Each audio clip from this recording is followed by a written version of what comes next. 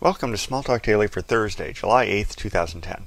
This morning we're going to look at abstract classes, by which I mean a class that you're not really expected to create an instance of. Now, some abstract classes like object you actually can create instances of. For instance, you can come down here and do object new. While this is not useful, it'll work.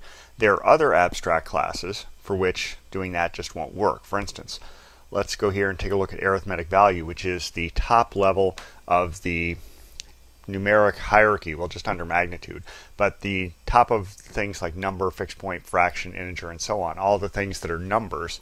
And if I tried to create one of those, arithmetic value new, you'll see that this is going to fail. And in failing, it'll show you something interesting. It says, this message is not appropriate for this object. And you wonder, well, why do I get that? Well, I'll hit debug, and I'll go down here to the line in new, and you see this should not implement. It says numbers should only be created through arithmetic operations. So it turns out that if you want to have a subclass and there's behavior you're inheriting, and the top of this little section in this workspace talks about inheritance. If you've inherited behavior that's not appropriate for your object and you don't want it used, this is how you signal it. And this is both documentation to follow-on developers and a way of raising an exception if those follow-on developers don't read the documentation, don't look at the code carefully, but try to do the thing that you're not wanting them to do. So you just put in this method and then everything will work out for you because that code will not be able to execute. So we go over here to the class side, look at instance creation, new and new colon. Notice it says should not implement. Now there's nothing to stop the developer from trying to work around this problem if they really need to. It is Smalltalk after all. But this is a signal that this is a bad idea and you shouldn't try to do it. Now it turns out that there's another concept that's somewhat similar, and that's what if you've inherited something and you've set up a basic API in an abstract class, but in that abstract class there are API points that are not appropriate to implement in the top level. For instance, maybe you have something like abstract bank balance, or abstract bank account rather, and you want to have something like balance. Now in your abstract class you have no idea how to calculate the balance. Maybe it's a savings account, maybe it's a checking account, maybe it's a money market, whatever it is. It's only appropriate to calculate balance in one of those subclasses. So you need some kind of should implement thing.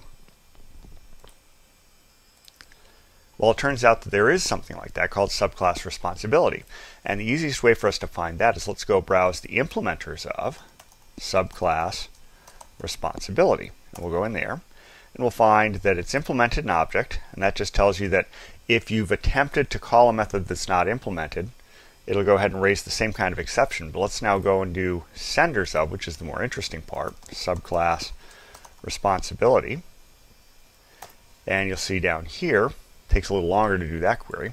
There's a whole bunch of them. So you have here in the binary object storage in the boss system, it's showing you that in subclasses you need to implement this bits per index.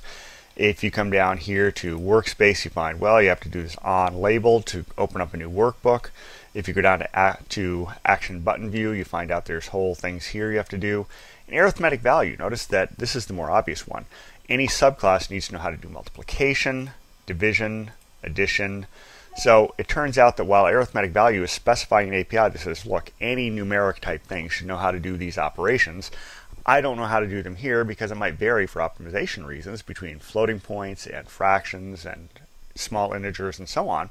So I'm going to leave it to each subclass to implement that. And I'm going to leave a signal in the code that says, here you go.